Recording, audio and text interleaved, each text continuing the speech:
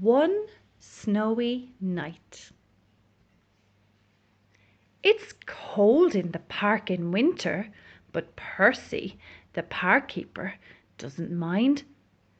He puts on his warm coat and his big scarf and wears 2 pairs of woolly socks inside his Wellington boots. Percy likes to be out in the fresh air.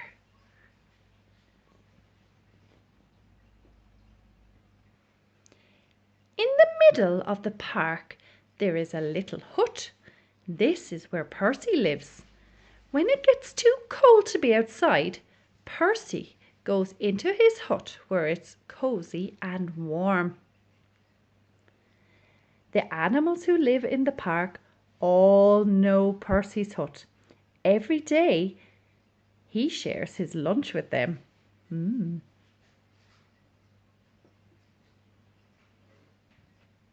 One night, it was so cold, it began to snow. Great big snowflakes fell past the window of Percy's hut. "Brr," said Percy, "I think I'll need an extra blanket tonight." He made himself some hot cocoa and got ready for bed. Suddenly, Percy heard a tapping sound. There was somebody at the door. Now who can that be at this time of night, thought Percy. He went to look at the door. Standing outside were 2 shivering rabbits. "It's freezing," said one rabbit. "We're frozen," said the other. "You poor things," said Percy. "Come in and warm up." The rabbits squeezed into the bed next to Percy and the squirrel. There wasn't much room.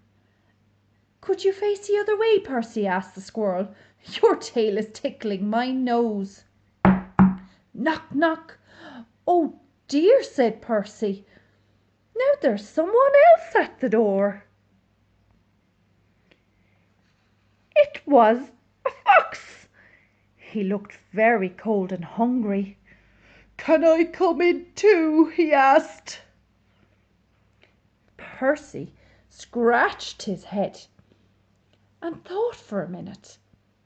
"Well, if you promise to behave," he said. "I promise," said the fox, and he squeezed into the bed next to all the other animals. Bump! Oops! The squirrel fell out. "Who did that?" asked the squirrel crossly.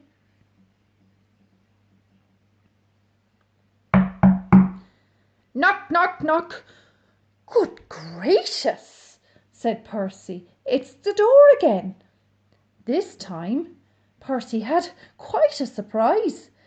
There on the step was a badger, 2 ducks, a hedgehog, and a whole family of mice. They all wanted a bed for the night.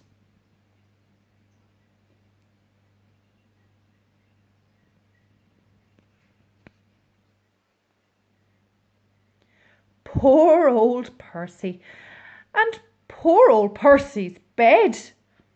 The animals pushed and shoved and rolled around the bed, but there was just not enough room for them all. Soon the bed covers ended up in a big, tight ball.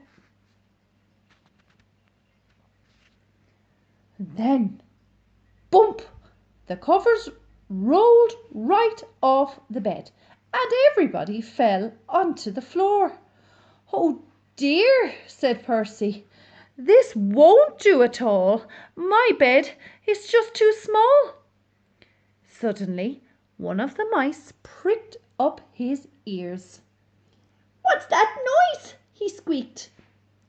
Everyone listened hard. Now they could all hear it. There was a scratching, scraping sound. It seemed to be coming from underneath them. "There's something moving under the floor," whispered Percy. The animals looked frightened, and the mice all started to squeak at once. "Oh dear, what can it be? It might be a monster with fierce claws and sharp teeth." The noise grew louder and louder.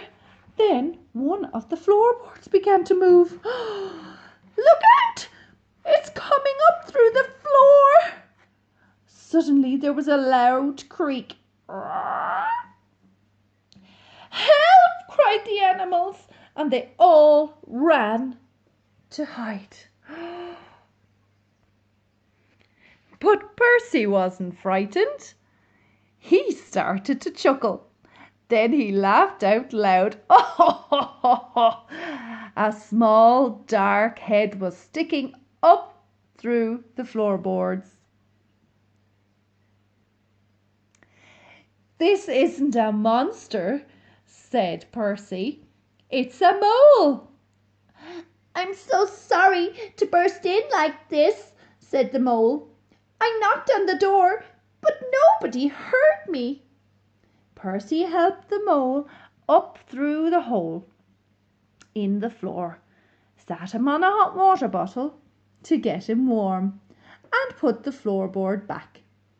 "It's all right, everyone," he called. "You can come out now." But nobody moved. Nobody stirred. Nobody wanted to come out. The squirrel was tucked away in Percy's dressing gown. The hedgehog was in his coat. The fox, the rabbits, the badger, and the ducks were all safely hidden away. The mice had even squeezed themselves into Percy's slippers. Everyone had found a cosy bed. "Well, I never," said Percy. Percy yawned and snuggled down in his own bed once again. "That's better. Now I've got plenty of room," he said, "and a little to spare for a mole."